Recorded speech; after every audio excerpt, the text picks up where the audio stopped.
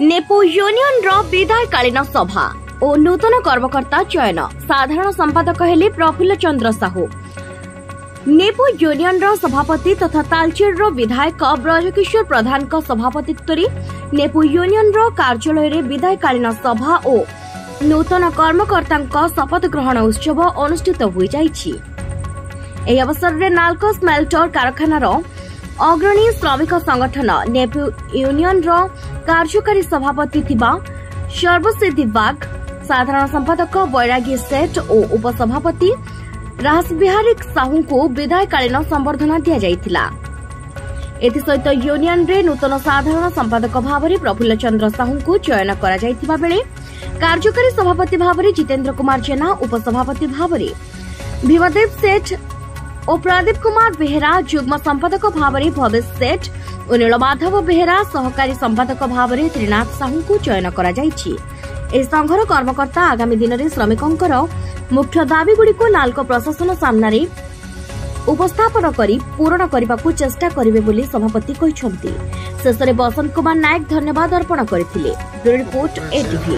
Employees union रो आज नूतन कर्मकर्ता शपथ पाठ उत्सव अनुष्ठित होइछि एवं आमर साधारण संपादक बैरागी सेठ जे साधारण संपादक थिले से चाकरी अब्याहति नहीं एवं ता सहित आरबी साहू भी अब्याहति नहीं एवं सर्वसिद्धि बाग अब्याहति नहीं।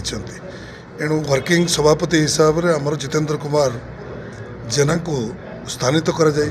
जनरल सेक्रेटरी प्रफुल्ल कुमार साहू को साधारण संपादक भाव में नियुक्त दि जाइए एवं आमर विभिन्न कर्मकर्ता को नियुक्त दि जाइए। बैरागी सेठ को एडवाइजर भाव में दि जाइए। निश्चित भाव में ये अनुष्ठान शक्ति वृद्धि होगा सहित आगामी दिन में किभली भाव में नाल्को एम्प्लॉई यूनियन समस्त स्वार्थ को आखि आगे रखी लड़ाई करा एवं समस्त प्राप्य जो बड़ी भाव में शांति भाव में पाइबे तापाई कार्यक्रम कर समय अराजकता सृष्टि कर नाल्को पीआरपी झुले रखिंट आज पर्यंत एवं स्पष्ट करना ऑफिसर मान को पीआरपी दिगला जहाँकि वर्कर मान को देला बेलू टर्म एंड कंडीशन जे आम भविष्य या नीति निर्धारण करूँ ता माने कौन स्पष्ट ना आज पर्यंत।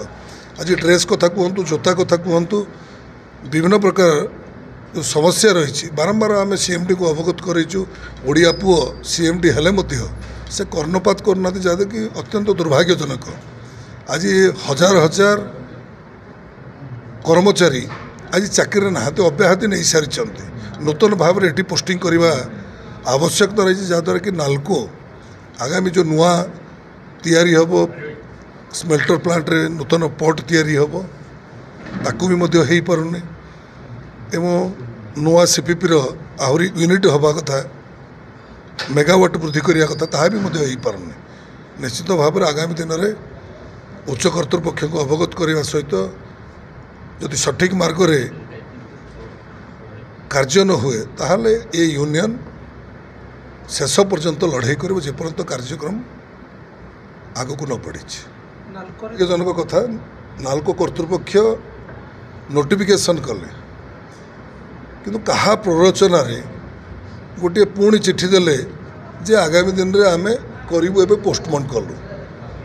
किसी यूनियन अच्छा जो मानकर कौन भूमिका ना मेम्बर भी नहांती से भाया व्यक्ति किसी जाई चंचकता कर मैनेजमेंट सहित हाथ मिथि जहाँद्वारा कि ये कंठरोध कर यूनियन वाला यूनियन जो मैंने अच्छा कंठरोध करा अत्यंत दुर्भाग्यजनक।